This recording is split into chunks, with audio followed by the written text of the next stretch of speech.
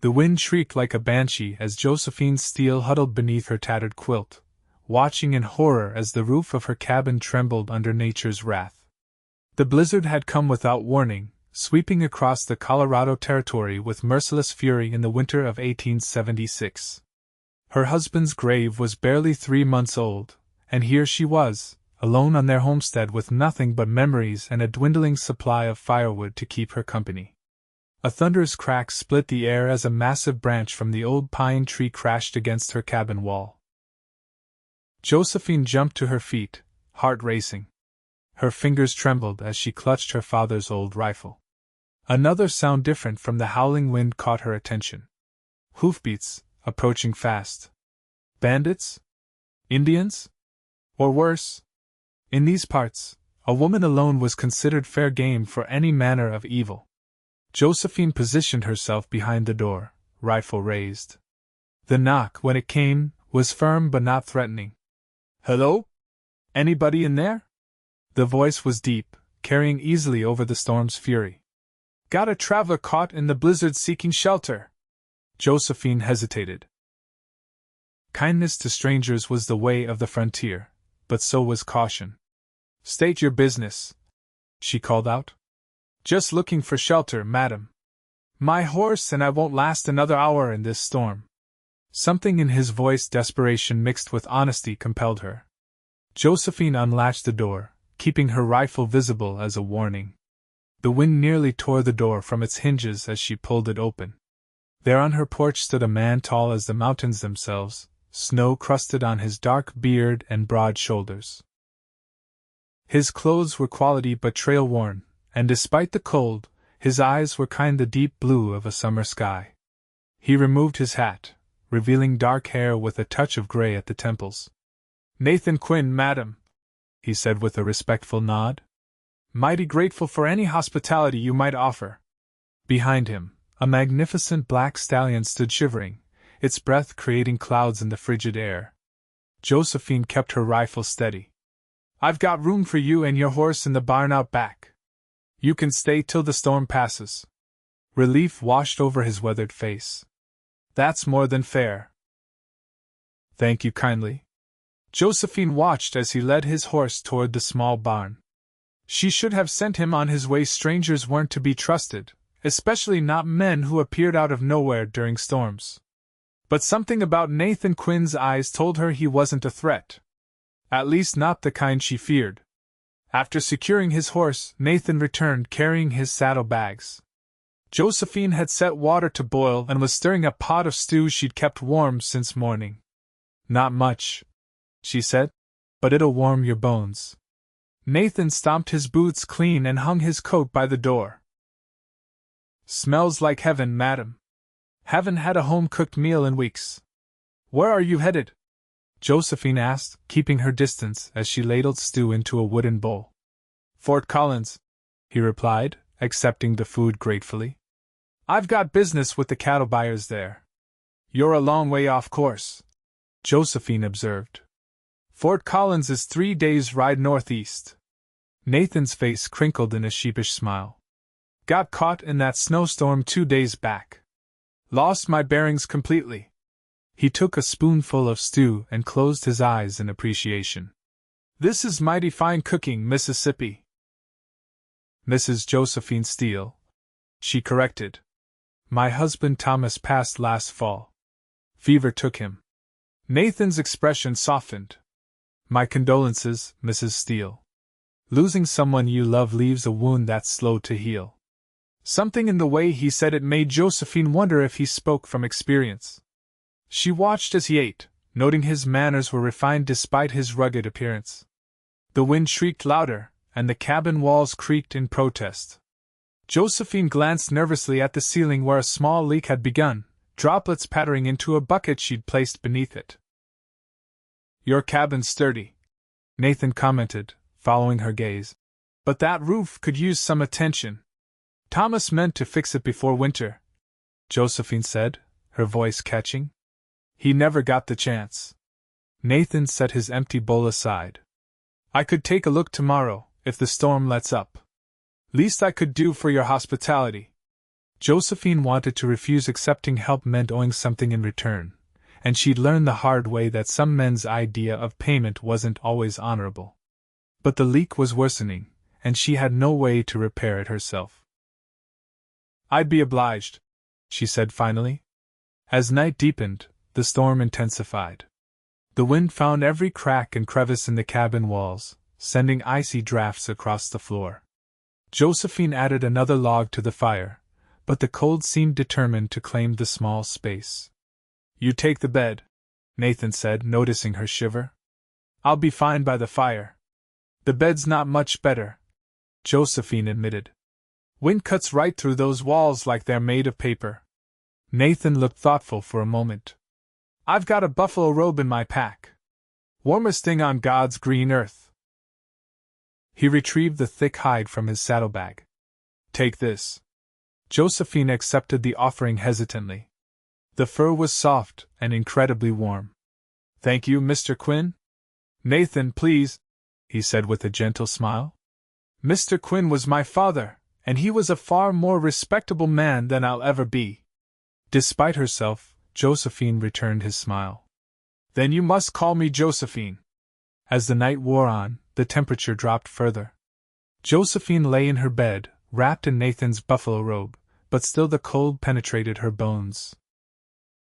The wind's howl became a mournful wail, and the cabin walls shuddered with each gust. Sleep eluded her as memories of Thomas flooded back his laugh, his dreams for their homestead, the promises of children who would never be born. A particularly violent gust rattled the window panes, and Josephine couldn't suppress a gasp of fear. What if the roof gave way entirely? What if... "Josephine?" Nathan's voice came from near the fire. "Are you all right?" "I'm fine," she lied, teeth chattering betraying her words. She heard him rise and approach her bed, his footsteps careful in the darkness. "You're freezing," he observed. The concern in his voice was genuine. "It's always cold," she admitted. "I've grown used to it." Nathan was silent for a moment. Then, with gentleness that surprised her, he said, "You'll rest against me tonight. Body heat's the best remedy for cold like this." Josephine stiffened. "That wouldn't be proper." "Nothing improper about survival, madam," Nathan replied matter-of-factly. "My mother raised me right, and I give you my word as a gentleman I mean no disrespect." Josephine hesitated. The cold was bitter, and the thought of warmth was tempting. Nathan had shown nothing but respect since his arrival. Still, another violent shudder ran through her, and Nathan made the decision for her. He draped the buffalo robe over both of them and settled beside her, careful to keep a respectful distance while still providing warmth. "See? Just warmth, nothing more," he said softly. Despite her misgivings, Josephine found herself relaxing as his body heat began to penetrate the chill that had settled in her bones. For the first time in months, she felt safe. "Tell me about your husband," Nathan said quietly. "If you don't mind talking about him." Josephine was surprised by the request, but found comfort in speaking Thomas's name aloud. "He was a dreamer. Believed this land would yield fortunes if we just worked hard enough. Was he right?" She sighed. "The land's been stubborn. But Thomas never lost faith. And you? Have you lost faith?" The question hung in the darkness between them. Had she? Since Thomas's death, Josephine had merely existed, going through the motions of living without any real hope for the future. "I don't know," she answered honestly. "Some days it feels like faith is a luxury I can't afford." Nathan was quiet for a long moment. "I know something about that," he finally said. "Lost my wife and daughter to smallpox 5 years back. Thought the world had ended." Josephine turned slightly to face him, though she could barely make out his features in the dim firelight. "I'm sorry for your loss. After they died, I wandered. Took whatever work I could find, ranch hand, cattle drive, even tried my hand at bounty hunting for a spell." His voice grew softer. "Nothing filled the emptiness." "What changed?" Josephine asked. Nathan chuckled softly. Who says anything changed? Maybe I'm still wandering. But Josephine sensed there was more to his story. There's purpose in your eyes, she observed. A man without purpose doesn't look the way you do. The fire crackled, sending shadows dancing across the cabin walls. Outside, the wind continued its assault, but inside, a different kind of warmth had begun to grow. Found myself a small spread near Laramie, Nathan admitted. Nothing fancy, but it's mine. Been building it up bit by bit. This cattle deal in Fort Collins could mean the difference between scraping by and actually turning a profit. You're going home after, Josephine said. It wasn't a question. Plan to, he confirmed. Though home's a strange word when you're the only one there. They fell silent, each lost in thoughts of what had been and what might never be again. Eventually, lulled by unexpected comfort and exhaustion, Josephine drifted into the first peaceful sleep she'd known since Thomas's death. Morning brought a world transformed. The storm had passed during the night, leaving behind a landscape blanketed in pristine white. Sunlight streamed through the windows, casting golden patterns across the cabin floor. Josephine woke to find herself alone in bed, the buffalo robe tucked carefully around her. The smell of coffee filled the air, and she could hear Nathan moving about the cabin, attempting to be quiet. "Good morning," he said when he noticed her watching. "Hope you don't mind I took the liberty of making coffee." Josephine sat up, smoothing her hair self-consciously. "Not at all. Thank you." Nathan handed her a steaming cup. "I checked on your roof. Snow's packed heavy up there. I'll clear it and patch what I can before I head out." Josephine cradled the cup between her hands, savoring its warmth. "You don't have to do that." "I know," Nathan replied with a smile. "But I'd like to." After breakfast, Nathan set to work. Josephine watched from the doorway as he expertly cleared snow from the roof and repaired the worst of the damage with materials from her modest woodshed. He worked efficiently, his movements sure and practiced. By midday, the roof was secure, and Nathan had even reinforced some of the cabin walls against the wind. When he finally climbed down from the roof, his face was flushed from exertion and the cold, but his eyes were bright with satisfaction. "That should hold through the winter," he declared, stamping his feet to warm them. Josephine had prepared a hearty lunch as a thank you. "You've done more in a morning than I could have managed all season," she admitted as they ate. Nathan shrugged. "Just paying my way, that's all." But it was more than that, and they both knew it. There was a connection between them, forged in the shared experience of loss and the simple human need for companionship. After lunch, Nathan prepared to depart. The sun was high, the trail visible, and Fort Collins awaited. He packed his saddlebags and saddled his stallion with practiced efficiency. Josephine stood by the barn door, uncertain what to say. This man had entered her life like a whirlwind and would leave just as suddenly, yet something within her ached at the thought of his departure. "I can't thank you enough," she said finally. Nathan adjusted his hat against the sun's glare. "No thanks needed, Josephine. It was my pleasure." He mounted his horse with grace that belied his size. Looking down at her, he seemed to wrestle with something unsaid. "Fort Collins isn't so far," he ventured at last. "Once my business is concluded I could come back this way. Check that the repairs are holding." Hope fluttered in Josephine's chest, a sensation so unfamiliar she almost didn't recognize it. "I'd like that," she replied softly. Nathan's smile warmed her more than any fire could. "Then I'll return, in a week's time if the weather holds." With a tip of his hat, he turned his horse and rode away, the hoofprints in the snow marking his passage. Josephine watched until he disappeared over the ridge, then returned to her cabin somehow less lonely than it had been before.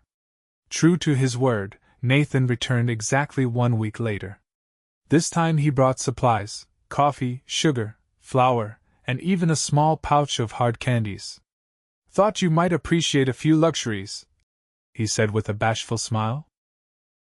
Over the next 3 months, Nathan's visits became a welcome rhythm in Josephine's life. He never stayed more than a night or two, always sleeping by the fire despite her assurances that propriety didn't matter so much out here in the wilderness. Each time he left, he promised to return, and each time he did, bringing small gifts and news from the outside world. During these visits, their lives unfurled before each other like maps. Nathan spoke of his ranch in Wyoming, the small herd of cattle he was building, and his hopes to expand. Josephine shared stories of her life before Colorado, her childhood in Pennsylvania, her marriage to Thomas, their journey west chasing dreams bigger than themselves. With each visit, the walls Josephine had built around her heart weakened. Nathan's steady presence, his unwavering respect, and his quiet strength became anchors in her uncertain world. Without realizing exactly when it happened, she found herself watching the horizon, counting days between his visits. It was during his April visit that everything changed. Nathan arrived with the first wildflowers of spring, his saddlebags filled with seeds for Josephine's garden and a book of poetry he'd found in Fort Collins. They spent the afternoon planting the garden together, working side by side in comfortable silence broken occasionally by conversation that flowed as naturally as the nearby stream, swollen with spring melt. As dusk approached, they sat on the rough-hewn bench Thomas had built on the cabin porch, watching the sunset paint the mountains in shades of gold and pink. "I've been thinking, Josephine," Nathan said, his voice carrying an undercurrent of nervous energy she'd never heard before. "About the future." Josephine's heart quickened. "What about it?" Nathan turned to face her, his expression serious. "My ranch, it's nothing grand, but it's good land. Fertile. Room to grow." He paused, seeming to gather courage. "But it's empty. A house isn't a home without the right person to share it." Josephine held her breath as Nathan took her hand in his, the first time he touched her since that night they'd shared warmth during the blizzard. "I'm not Thomas," he continued. "I can't replace him, and I wouldn't try. But I think I hope there might be room in your heart for something new." Tears welled in Josephine's eyes. Not tears of sadness, but of something else, possibility, perhaps. Or hope. "Are you asking me to marry you, Nathan Quinn?" she whispered. He nodded, his own eyes suspiciously bright. "I am. I love you, Josephine Steele. I think I've loved you since that first night, when you faced down a stranger with nothing but courage and a rifle." Josephine looked out at the land she and Thomas had claimed. They had dreamed of building a legacy here, but dreams changed. People changed. Life continued, even after loss. "What about this place?" she asked. "Thomas's dream." Nathan squeezed her hand gently. "We could sell it or keep it. Maybe lease it to a family looking for a fresh start. But whatever happens to this land, Thomas's dream wasn't really about acres and crops, was it? It was about building a life filled with purpose and love." Josephine recognized the truth in his words. Thomas had never been attached to this specific plot of land, it was what the land represented that had mattered to him. A future. Possibilities. "Yes," she said finally, her voice steady despite the tears streaming down her cheeks. "Yes, I will marry you, Nathan Quinn." The joy that illuminated his face was like sunrise breaking over the mountains. He pulled her into a gentle embrace, and when their lips met for the first time, Josephine felt the last frozen pieces of her heart thaw completely. They were married 2 weeks later in the small church in the nearest town. The ceremony was simple, attended by a handful of neighbors and the circuit preacher who happened to be passing through. Josephine wore her best dress of blue calico that matched Nathan's eyes and carried wildflowers gathered from the meadow. After the wedding, they remained at Josephine's cabin long enough to harvest the early summer vegetables from the garden she and Nathan had planted together. They sold the property to a young couple with dreams similar to those that had brought Josephine and Thomas west years before. It felt right, somehow a passing of the torch, the land continuing its story with new caretakers. The journey to Nathan's ranch took them nearly 2 weeks, traveling by wagon with Josephine's few possessions and memories carefully packed away. As they crossed into Wyoming territory, the landscape changed, rolling prairies giving way to rugged buttes and pine-covered hills. "Almost home," Nathan said as they crested a rise on the 6th day of their journey through Wyoming. Below them stretched a verdant valley, bisected by a clear, rushing creek. In the center stood a modest but well-built cabin, smoke curling from its chimney. "Who's there?" Josephine asked, surprised to see signs of habitation. Nathan smiled. "That would be Jim Parker, my foreman. He's been looking after things while I've been courting you." As they approached, a wiry man with graying hair emerged from the cabin, waving enthusiastically. Behind the house, Josephine could see a corral with several horses, and beyond that, the dark shapes of cattle grazing on lush spring grass. "Welcome home, boss," Jim called as they pulled the wagon into the yard. "And this must be the missus I've heard so much about." Josephine was overwhelmed by the warmth of Jim's welcome and the sight of what was now her home. The cabin was larger than the one she'd left behind, with a sturdy front porch and glass windows that gleamed in the afternoon sun. A vegetable garden flourished to one side, and flowering shrubs had been planted near the door. "Nathan," she whispered, "you didn't tell me it was so beautiful." He helped her down from the wagon, his eyes never leaving her face. "Wanted to surprise you. Been working on it whenever I wasn't visiting you." Added the second bedroom and fixed up the kitchen special. Jim excused himself to tend to the horses, giving the newlyweds a moment alone. Nathan took Josephine's hand and led her toward the cabin. "Before we go in," he said, stopping at the bottom of the porch steps, "there's a tradition to uphold." With unexpected strength, he swept her into his arms. Josephine laughed in surprise, wrapping her arms around his neck as he carried her over the threshold. Inside, the cabin was warm and inviting. A large stone fireplace dominated one wall, and the furniture, though simple, was well crafted. Nathan had prepared for her arrival with touching attention to detail: wildflowers in a mason jar on the table, new curtains at the windows, and a handmade quilt on the bed that he admitted shyly had been his mother's. That night, after Jim had retired to the small bunkhouse near the corral, Josephine and Nathan sat on their porch watching as stars filled the vast Wyoming sky. The air was cool but pleasant, carrying the scent of pine and sage. "Happy?" Nathan asked, his arm around her shoulders. Josephine leaned into his embrace. "More than I thought possible," she admitted. "A year ago, I believed my life was over when Thomas died. Now, Nathan prompted. "Now I understand that life continues, changes, offers new beginnings when we least expect them." She turned to look at him, this man who had ridden out of a blizzard and into her heart. "Thank you for finding me, Nathan." He kissed her then, under the canopy of stars, and Josephine knew with absolute certainty that this was where she belonged. Spring gave way to summer, and Josephine settled into life on the ranch with surprising ease. She and Nathan worked side by side, expanding the garden, tending the cattle, and making improvements to their home. In the evenings they would sit on their porch, planning for the future and sharing the simple joy of being together. Word spread about Nathan Quinn's new wife, and neighbors from miles around found reasons to visit. Josephine's warm hospitality and Nathan's fair dealings in business earned them respect in the community. By autumn, their home had become a gathering place for friends and travelers alike. It was during the harvest moon that Josephine shared her suspicion with Nathan a child would join them by spring. The joy that transformed his face at this news was something Josephine knew she would remember until her dying day. "Are you certain?" he asked, his voice thick with emotion. Josephine nodded. "Reasonably so. It's early yet." Nathan fell to his knees before her, pressing his ear against her still flat stomach as if he might hear the tiny heartbeat within. "Hello, little one," he whispered. "Your mama and papa are waiting for you." The winter of 1877 brought heavy snows but found the Quinns well prepared. Their larder was full, their woodpile high, and their hearts content.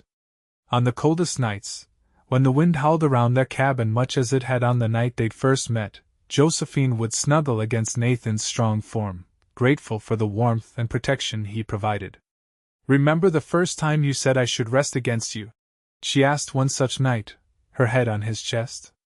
Nathan's laugh rumbled beneath her ear. Best line I ever spoke, even if I didn't plan it that way. I was just trying to keep you from freezing. Josephine smiled in the darkness. And now look at us. Nathan's hand moved to rest on the gentle swell of her growing belly. Now look at us, he agreed softly. Their daughter, Emily Rose Quinn, was born as the first wildflowers of 1878 began to bloom. She had her father's blue eyes and her mother's determination, announcing her arrival with lusty cries that could be heard, Nathan joked, clear to Fort Collins. On the day of Emily's birth, as Josephine rested with their newborn cradled in her arms, Nathan sat beside them, his expression one of pure wonder. I never thought I'd know this feeling again, he confessed. After losing Sarah and little Mary, I believed that part of my life was over forever. Josephine reached for his hand. Life has a way of surprising us when we least expect it. Nathan nodded, his eyes suspiciously bright. That it does, my love. That it does. In the years that followed, the Quinn ranch prospered. Nathan's careful management and Josephine's practical wisdom resulted in expanded herds, additional acreage, and a reputation for quality that spread throughout the territory. Emily was joined by a brother, Thomas Nathan, 2 years later, and the house expanded to accommodate their growing family. Sometimes, on summer evenings when the children were tucked into bed, Josephine and Nathan would sit on their porch, watching the sunset paint the Wyoming sky in hues of orange and purple. They would talk about the journey that had brought them together, a howling blizzard, a leaky cabin roof, and the simple offer of warmth on a cold winter night. Do you ever regret it? Nathan asked once. Leaving Colorado? Your first home with Thomas? Josephine considered the question, watching as fireflies began to dance in the gathering dusk. No, she said finally. Thomas gave me the courage to journey west, to believe in possibilities. But you, Nathan Quinn, you taught me that love doesn't end with loss, it transforms, waits, and if we're fortunate, finds us again when we need it most. Nathan pulled her close, pressing a kiss to her temple. We found each other, he corrected gently. And that has made all the difference.